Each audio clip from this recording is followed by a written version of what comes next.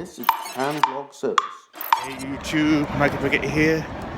It is Friday the 10th of February 2017 and I'm just walking up to university.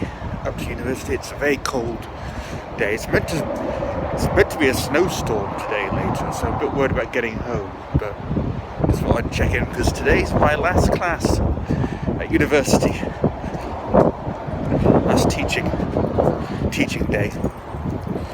Remember that in Japan, the academic year, instead of running from September to June or thereabouts, actually runs from April to March, and the classes in our second semester finish about mid-February. In fact, my wife at her university has actually already finished, really. But yeah, I just thought I'd say, check in.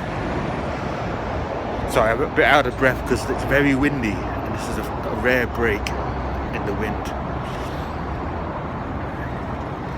And so yeah, I just thought I'd check in. So just commemorate the last class. See ya.